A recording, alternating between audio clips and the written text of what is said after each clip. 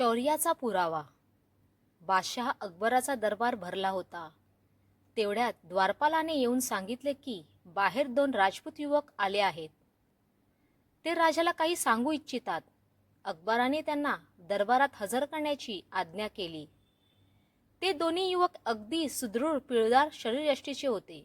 त्यांच्या हातात ढाल व तलवार होती. अकबराने त्यांना बोलण्याची परवानगी दिली. ते म्हणाले, आम्ही राजपूत आहोत. आमची तुम्हाला विनंती आहे की आम्हाला तुमच्या सैन्यात स्थान द्यावे. शौर्य व साहस दाखविता येईल अशी जबाबदारी सोपवावी.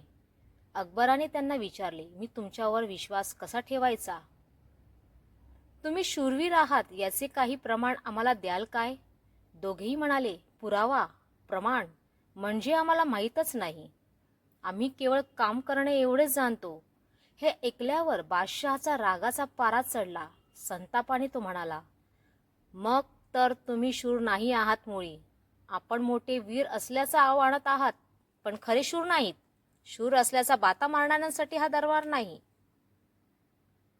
बादशहाचे हे आव्हानात्मक भाषण ऐकून त्या दोघांनी देवी भवानीचे स्मरण केले व आपल्या तलवारी बाहेर काढल्या. दोघांनीही बराच वेळ तलवारबाजीचे कसब दाखविले. दोघांच्याही तलवारीतून अक्षरशः ज्वाळा बाहेर पडत होत्या.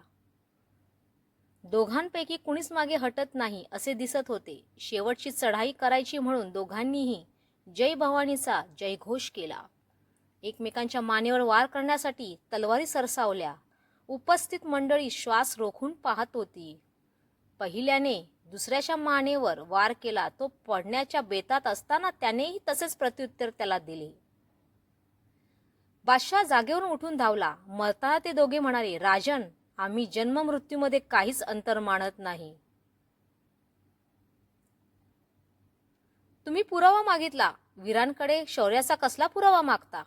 आम्ही तर संधी मिळताच तलवारीच्या टोकाला मरण बांधून जगत असतो. अकबराला त्याच्या कृतीचा पश्चाताप झाला. त्याने त्या दोघांच्या कलेवरला कुरणीसात केला. तात्पर्य: शूरवीर कर्माने नंतर आधी वाणी, विचार व आचरणातून ओळखले जातात. धन्यवाद.